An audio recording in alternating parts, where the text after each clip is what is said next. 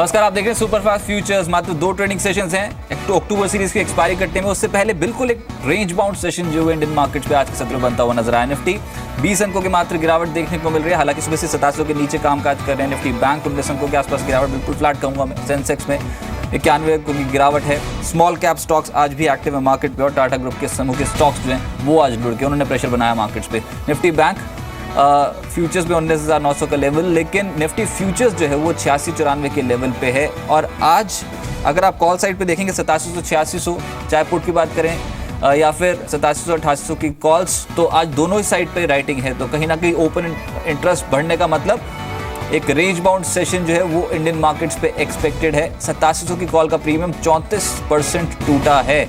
एक narrow range ज़्यादातर traders जो है वो प्रेडिक्ट कर रहे थे कि मात्र 100 अंकों का दायरा जो निफ्टी पे देखने को मिलेगा अगले 2 ट्रेडिंग सेशंस में। अभी तक की एनालिसिस बिल्कुल सटीक। अब जानने की कोशिश करेंगे कि next possible move Indian market पे क्या बन सकता है। आज के गेनर्स में भारतीय इंफ्राटेल, कैडिला, KPIT टेक, इंडो काउंट जैसे स्टॉक्स पे अच्छी तेजी देखने को मिली।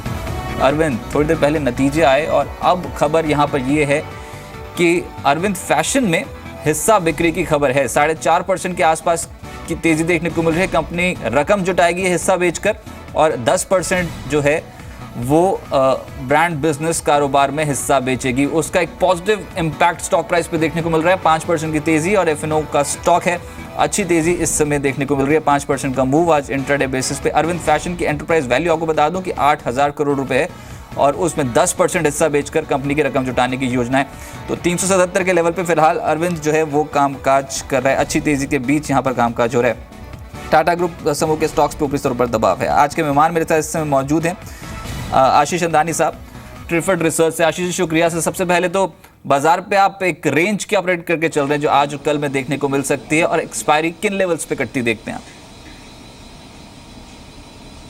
देखिए, मुझे लगता है थोड़ी सी प्रॉफिट बुकिंग आएगी। पिछले 1-1.5 हफ्ते में हमने बहुत टाइट 100-150 पॉइंट की रेंज देखी है। मुझे लगता है कि ऑन दी अपसाइड 8740 के आसपास का एक अपर बैंड होगा और ऑन दी लोअर साइड 8580, 8610 के आसपास का एक लोअर बैंड इसका होना चाहिए। मुझे लगता है उसी बैंड में इस पूरे मार्केट में ट्रेड होना चाहिए अनटिल अनलेस हम कोई एक नेगेटिव सरप्राइज या positive surprise on the result front और ऑन दी मैक्रो फ्रंट देखें। जैसे अभी टाटा ग्रुप के एक न्यूज़, बहुत बड़ी न्यूज़ निकल के आई है। मुझे लगता है यहाँ पे सेलिंग में ज़्यादा फेवरेबल बैठना चाहिए निफ्टी को। उस हिसाब से मैं यहाँ पे सेलिंग की सलाह दूंगा। 8720 के आसपास का एक स्टॉप लॉस मेंटेन करें। 8610 के आसपास का टारगेट हम देख सकते हैं। चलिए ठीक है, अभी भी आप मान रहे हैं कि बाजार पर थोड़ा दबाव जरूर बनेगा 8610 तक के लेवल से। 8720 का एक स्टॉप लॉस इस ट्रेड के लिए फॉलो करना होगा।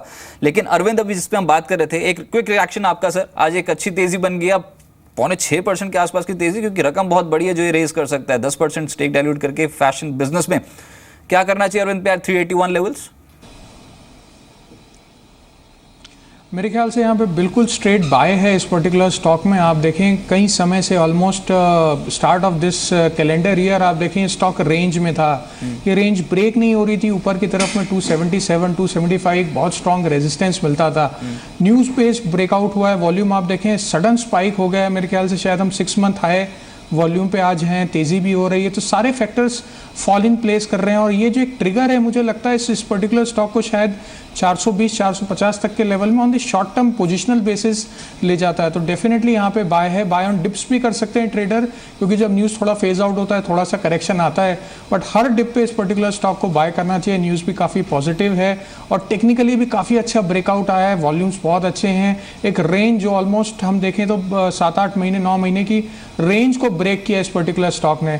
तो टेक्निकली भी काफ़ी पैरामीटर्स हैं जो बाई की तरफ जा रहे हैं। फंडामेंटली भी जैसे अभी आपने पॉइंट आउट किया कि काफ़ी अच्छा एक डीलिवरेजिंग रहेगा शेयर होल्डर्स के लिए भी, कंपनी के लिए भी फायदा ही रहेगा। तो बाय करके चलें इस पर्टिकुलर स्टॉक। ओपन इंटरेस्ट के लिहाज से 50%, एक्सपायरी के 2 दिन पहले ओपन इंटरेस्ट बढ़ा, 25 लाख शेयर्स ओपन इंटरेस्ट में जुड़ गए और ये एकदम ओपन इंटरेस्ट में स्पाइक है। 381 के जोन्स पे अब अरविंद का फ्यूचर कोट कर रहा है। चलिए मानस जायसवाल जी से बात करते हैं, तकनीकी विशेषज्ञ हैं। मानस, शुक्रिया सर। आपका निफ्टी पे क्या व्यू है?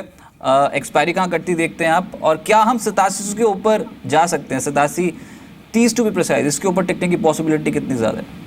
देखिए मुश्किल लगता है क्योंकि जो मेन ट्रेंड है वो वीक लगता है क्योंकि लोअर टॉप लोअर बॉटम्स बनते हुए डेली चार्ट पे दिख रहे हैं।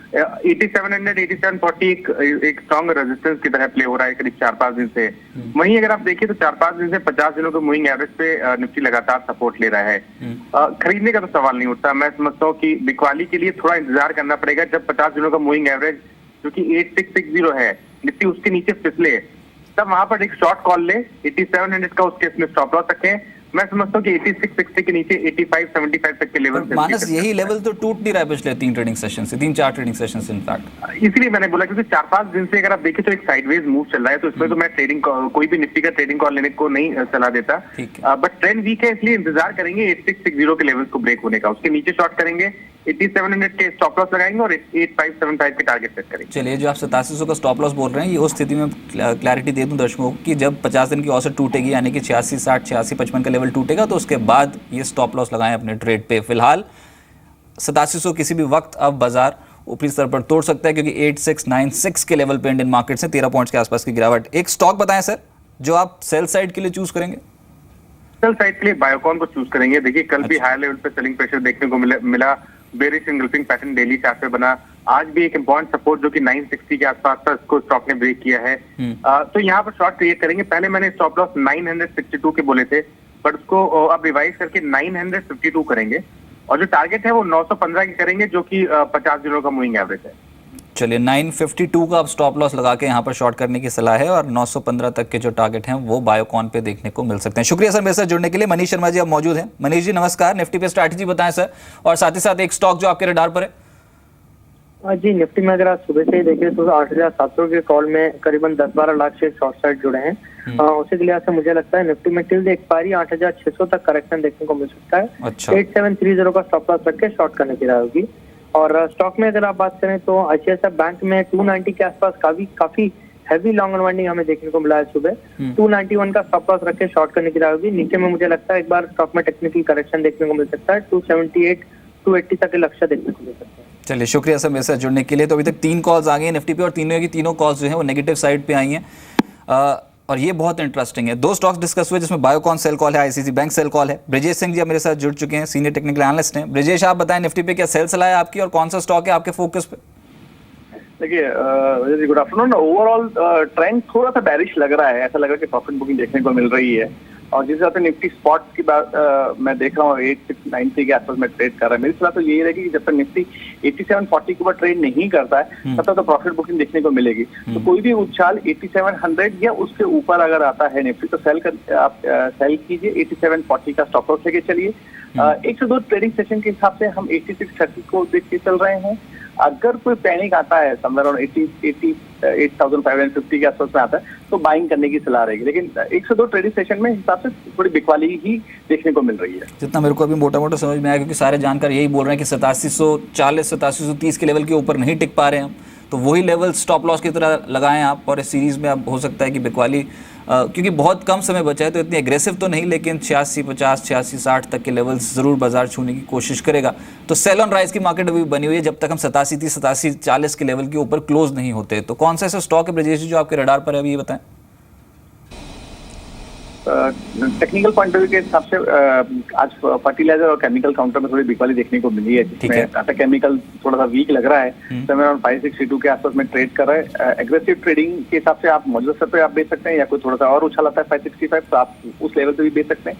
575 का स्टॉप लॉस लेके चलेंगे और 1 से 2 ट्रेडिंग सेशन के हिसाब से 530 535 के टारगेट निकल के आ रहे हैं। चलिए टाटा केमिकल वैसे भी आज टाटा ग्रुप समूह के जो स्टॉक्स हैं उनमें आज हैपनिंग देखने को मिली क्योंकि साइरस मिस्त्री को चेयरमैन पद से हटाया और उसका एक नेगेटिव रिएक्शन ऑलमोस्ट सभी स्टॉक्स पे यहाँ पर देखने को मिली है। लेकिन अरविंद दिन के उच्चतम स्तर पे 7% के आसपास की जो तेजी है उस समय स्टॉक प्राइस पे देखने को मिल रही है। एक स्ट्रॉन्ग बढ़त इन सभी स्टॉक अरविंद पे समय है और 385 क्योंकि 10% स्टेक डाइल्यूशन करने की बात आई ब्रांड बिजनेस में जिसके जरिए 740 करोड़ रुपए कंपनी रेस करेगी। 385 और ओपन इंटरेस्ट में भी तगड़ा इजाफा यहाँ पर अरविंद पे देखने को मिल रहा है। लेकिन मैंने बात की यहाँ पर टाटा ग्रुप समूह के स्टॉक्स की जहाँ पर आज ऊपरी स्तरों पर साफ तौर पर बिकवाली देखने को मिल रही है और ऑलमोस्ट सभी स्टॉक्स, टाटा स्टील के बारे में बात करें, टाटा मोटर्स डीवीआर, यहाँ पर आज नेगेटिव ट्रेड्स जो हैं वो साफ तौर पे पैदा होते हुए नजर आए। टीसीएस, टाटा स्पॉन्ज जैसे स्टॉक्स थे वहाँ पर आप देखिए 2% के आसपास की जो गिरावट है वो देखने को मिल रही है। टाटा ग्रुप सीईओज की बैठक जो है वो खत्म हो गई। अंतिम चेयरमैन रतन टाटा के साथ बैठक में ग्रुप कंपनियों के सीईओज मौजूद थे। इशात हुसैन और फरीदा खंबाटा जो है वो टाटा सन्स की बोर्ड बैठक में मौजूद नहीं थे, लेकिन कानूनी कार्रवाई पर मीडिया की खबरें जो हैं वो आधारहीन है, मिस्त्री का ये कहना है। और कानूनी कार्रवाई पे जो मीडिया अभी तक की जितनी भी खबरें चलाई हैं वो आधारहीन है, पर इसका रिएक्शन ऑलरेडी स्टॉक प्राइस पे हो चुका है। साइरस मिस्त्री को हटाए जाने को लेकर सवाल उठने लगे हैं। बाजार के दिग्गज रमेश दमानी के मुताबिक भी मिस्त्री की छुट्टी के बारे में शेयर होल्डर्स को पूरी जानकारी देनी चाहिए थी। पूरा फैसला जिस तरीके से लिया गया वो सही नहीं है। I think like everybody else, the last sheet में एक सन्नाटा था। People were stunned by what happened. We were not expecting it in the least bit to happen. Democracy, corporate democracy in India has grown up. I think, see, the board voted unanimously, so you can't fault them for it. And maybe the board wants a new direction. मेरा खाली जो मुझे जो खाली गलती लगी इसमें कि जो इतनी बड़ी कंपनी है, जो इतने लाख करोड़ के मार्केट कैप है इन लोगों का, इन लोग ने सिर्फ एक प्रेस रिलीज दे के छोड़ दिया। इन्होंने आके प्रेस कॉन्फ्रेंस में समझाया नहीं कि क्यों हम लोग ने किया है। I think the share holders and stake holders deserve an explanation. I don't think we should operate in the darkness about this change. We should know, they should be transparent about it. I think I would fault them for that. I think that is very bad on their part not to give a press conference and explain the rationale for their actions. We are a corporate democracy and corporate governance demands that they come and explain. मैं legal analyst नहीं हूँ, but मेरे हिसाब से जो Tata sons ने ये मुद्दा उठाया है और जिस ढंग से किया है, इन्होंने प्रॉपर लीगल ओपिनियन और बैकिंग के साथ किया है। I don't think they done anything without that. तो मेरे ख्याल से in a democracy, corporate democracy, if a board votes against you, you have to resign. तो मेरे ख्याल से इसमें लीगल मुद्दा ज्यादा नहीं बनेगा मेरे हिसाब से।